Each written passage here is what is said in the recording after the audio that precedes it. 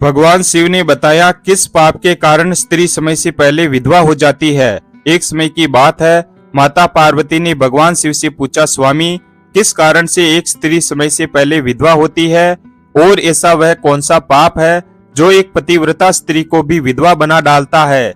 क्या स्त्री के विधवा होने के संकेत पहले से ही मिलते हैं तथा स्त्री का वह कौन सा अंग है जिससे यह पता चलता है कि स्त्री विधवा होगी या नहीं?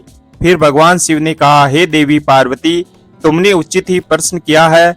यह सत्य है कि कुछ स्त्रियों के भाग्य में जल्दी विधवा होना लिखा हुआ होता है, चाहे वह पतिव्रता ही क्यों ना हो, किंतु एक पाप के कारण स्त्री विधवा बनती है और स्त्री के शरीर का एक अंग उसके विधवा होने का संकेत भी देता है।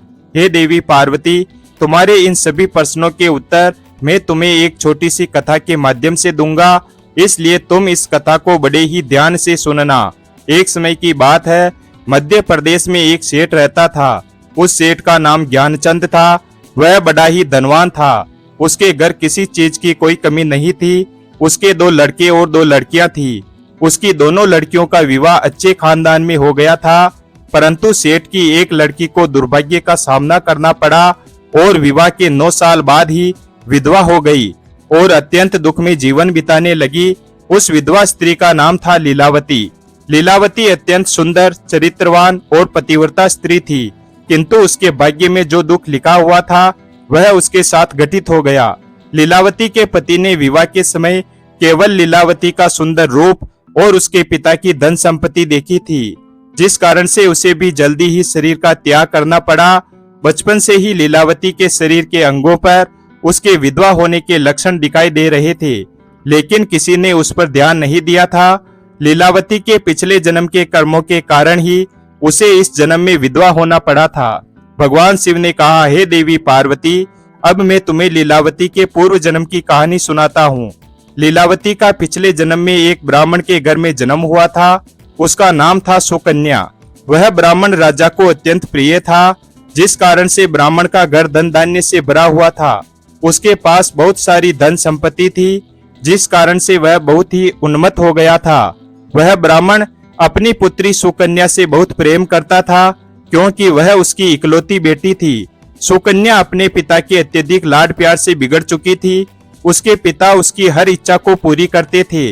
उसे कभी किसी चीज की कमी नहीं पड़ती थी। सुकन्या ने अपने जीवन में कभी दुख नहीं देखा था और उसे अपनी सुंदरता पर अत्यधिक घमंड था। फिर जब सुकन्या जवान हुई तो उसके पिता ने उसका विवाह करने की सोची, लेकिन उस ब्राह्मण की एक शर्त थी कि जो भी सुकन्या से विवाह करेगा वह उसके साथ उसके पिता के घर में ही रहेगा, अर्थात घर जमाई बनकर रहेगा। ब्राह्मण ने अपने सभी रिश्तेदारों को यह बात बता दी और चारों तरफ यह बात फैल गई। कई विद्वान और ज्ञानी पंडित सुकन्या के घर पर उसे देखने के लिए आ गए, लेकिन सुकन्या ने किसी को भी पसंद नहीं किया। सुकन्या ने कई विद्वान ब्राह्मणों को अपमानित करके घर से बाहर निकाल दिया। फिर एक दिन एक अत्यंत सुंदर ब्राह्मण भिक्षा मांगने के लिए सुकन्या के घर पर आया, जिसे देखकर सुकन्या उस पर मोहित हो गई और अपने पिता से कहने लगी कि वह इस ब्राह्मण से विवाह करेगी। यह सुनकर सुकन्या के पिता ने स्वीकृति दे दी और उस भिक्षुक ब्राह्मण को सुकन्या से विवाह करने के लिए पूछा, तो उस भिक्षुक ब्राह्मण ने भी हाँ कर दी। फिर सुकन्या और उस ब्राह्मण का विवाह संपन्न हुआ। वह विवाह के समय बहुत प्रसन्न थी, क्योंकि उसे उसका मनपसंद जीवन साथी मिल चुका था। विवाह हो जाने के बाद कुछ दिनों तक सुकन्या अपने पति के साथ बड़े ही प्रेम से रहने लगी और उसकी सेवा करने लगी, लेकिन कुछ ही दिनों के बाद सुकन्या ने अपना असली रंग दिखाना शुरू कर दिया। सुकन्या अपने पति को नौकर की तरह समझने लगी। उसकी आज्ञा का पालन करने की जगह उसे ही आज्ञा देने लगी। सुकन्या अपने पति को उसके नाम से बुलाने लगी। खुद अपने पति के पैर दबाना छोड़कर अपने पति से ही खुद के पैर दबाने लगी। सुकन्या स्वेच्छाचारिणी थी। वह पति को बिना बताए ही घर से बाहर चली जाती थी। कभी पति की कोई बात नहीं मानती थी। पति से पहले ही भोजन करती थी। किसी भी धार्मिक कार्य में पति के साथ नहीं बैठती थी। अब अपनी पत्नी का ऐसा व्यवहार देखकर सुकन्या का पति बहुत दुखी रहने लगा। उसने सुकन्या को बहुत समझाने की कोशिश भी की, लेकिन वह नहीं मानी। सुकन्या अपनी ही मनमानी करती रहती थी। सुकन्या की माता ने भी उसे समझाने का प्रयास किया कि स्त्री को अपने पति के साथ ऐसा व्यवहार नहीं करना चाहिए, लेकिन सुकन्या ने अपनी माँ की बात भी नहीं मानी और वह जानबूझकर अपने पति को अपमानित करती रहती थी। दिन रात पति की बुराई करना, उसे अपशब्द कहना, उसे नाम लेकर बुलाना आदि प्रकार के निंदित कार्य वह रोज करती थी। सुकन्या का पति भी उससे बहुत परेशान हो गया था। फिर एक दिन उसने बहुत विचार किया और सुकन्या को छोड़कर जाने का निश्चय किया।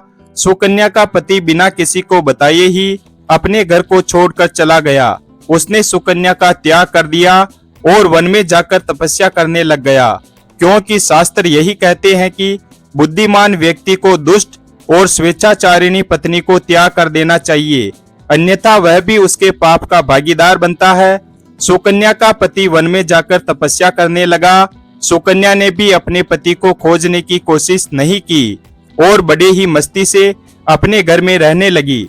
उसकी माता ने भी उसे बहुत समझाया कि वह अपने पति से विनती करके उसे वापस घर पर लेकर आए, लेकिन सुकन्या ने कहा, जाने दो माँ, वैसे भी मेरा भीख मंगा पति किसी काम का नहीं है।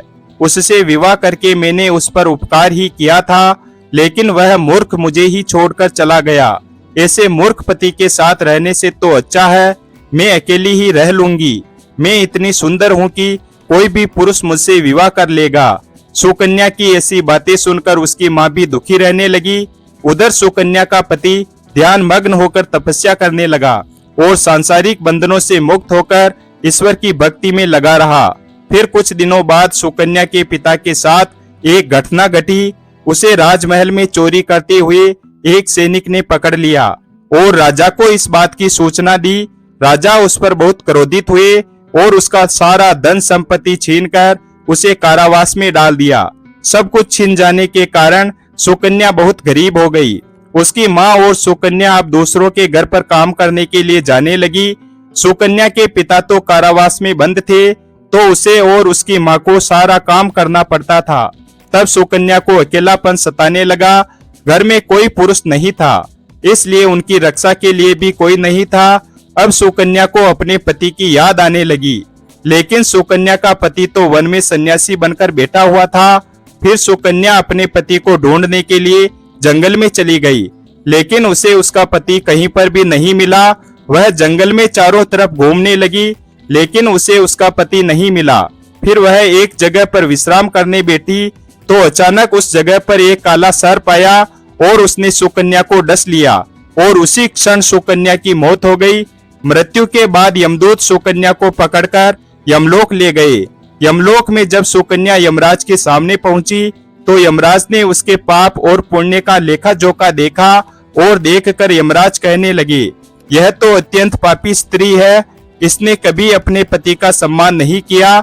इसने बार बार केवल अपने पति का अपमान ही किया है।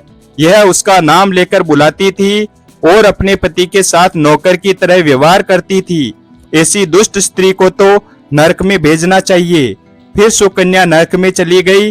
अनेक वर्षों तक नरक में सजा भुगतने के बाद सुकन्या को अपने पूर्व जन्म के कर्मों का प्रायश्चित करने के लिए फिर से मनुष्य जन्म प्राप्त हुआ। जो पाप सुकन्या ने किए थे, उस पाप के कारण सुकन्या के शरीर पर विधवा होने के लक्षण प्रकट हुए थे। फिर भगवान शिव ने कहा, हे देवी पार्वती, अब मैं तुम्हें उन चिन्हों के बारे में बताता हूँ। जिस स्त्री के अंग पर ऐसे चिन्ह प्रकट होते हैं, वह स्त्री समय से पहले विधवा होती है। भगवान शिव ने कहा, हे देवी पार्वती, यदि किसी स्त्री के पैर पसीने रहित हो, उन पर नसें दिखाई नहीं देती हो, उसके पैर चिकने तथा कोमल हो, तो वह स्त्री सुख भोगने वाली तथा ऐश्वर्यशाली होती है। यदि स्त्री के पैर का अंगूठा गोल मटोल हो तो वह स्त्री पतिव्रता एवं ऐश्वर्यशाली होती है।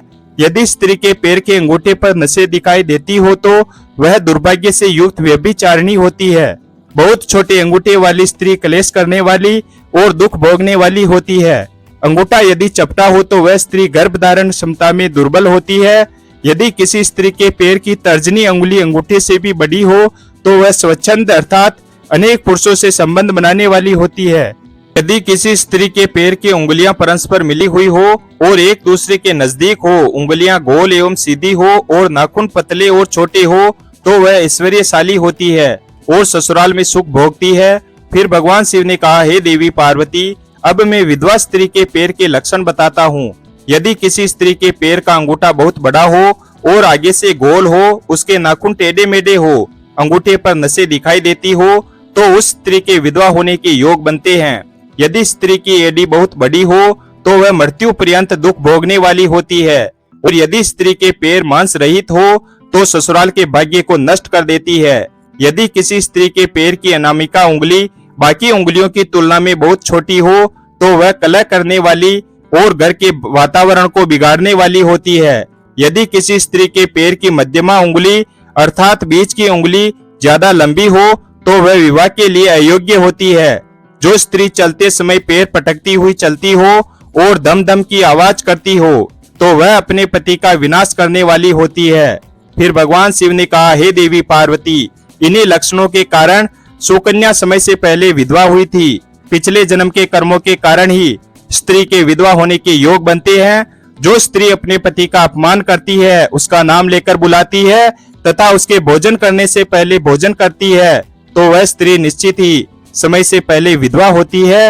एक पतिव्रता स्त्री कभी अपने पति का अपमान नहीं करती है, कभी उसे नाम लेकर नहीं बुलाती है और सदैव अपने पति की आज्ञा के अनुसार चलती है, और उस स्त्री की कभी दुर्गति नहीं होती है और वह मृत्यु के पश्चात वैकुंठ लोक को प्राप्त करती है।